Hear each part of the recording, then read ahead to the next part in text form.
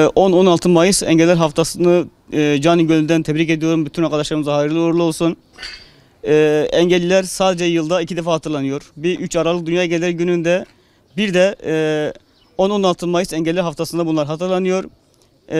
Biz buna karşıyız. Biz her zaman hatırlamak istiyoruz. Her zaman yetkililerin akılda olmasını istiyoruz. Her zaman bizi hatırlamalarını istiyoruz. Bizim kent, yani şehir içinde bizim en çok karşılaştığımız sıkıntılar şunlar. Engelli rampaları. Engelli rampaların önünde araçlar tam gelip rampa önünde park ediliyor. Biz de kaldırımdan çıkmak ya da inmek zorunda kalıyoruz. Bu şekilde biz de o konuda rencide oluyoruz. Bizim bir sürü üyelerimizin sıkıntıları var. Maaş sıkıntıları var. Bir sürü maaşları kesilmiş arkadaşlarımız var.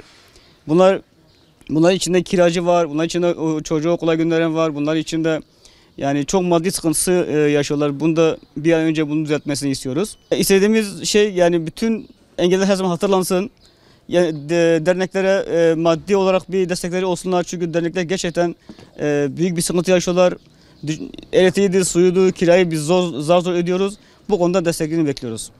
Bütün dünyada olduğu gibi Türkiye'de de 10-16 Mayıs engellilerin farkındalık haftası olarak kutlanıyor. Aslında engellilik olarak kutlanmıyor. Engelliliği topluma fark edilmesi için etkinlikler yapılıyor. Tabii bizim sıkıntılarımız yok mu? Vardır. Bunlar nelerdir? Engelli bireyler çarşıya çıkarken kaldırımdaki sıkıntılar var. Sokaktaki çukurlar var. Kamu binaları, iş yerleri, alışveriş merkezleri, bunlar engellere pek uygun değil. Buradan isteğimiz, çağrımız fiziksel engelli olan kamu kurumları, kuruluşlar, özel iş yerleri, şirketlerin bir an önce ulaşabilirlik ve erişebilirlik noktasında duyarlılık göstermelerini istiyoruz.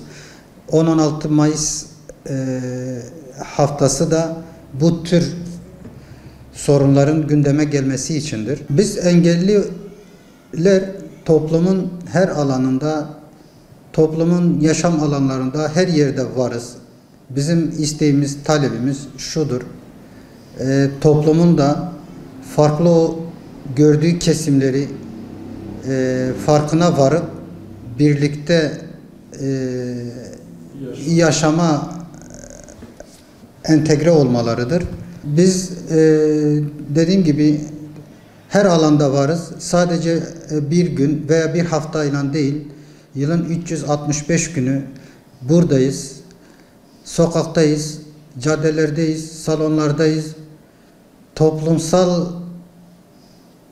olarak toplumun fayda göreceği yerlerdeyiz. Yerlerde olmak istiyoruz. Engelliler bir gün değil de yılın 365 günü hatırlanmasını istiyoruz.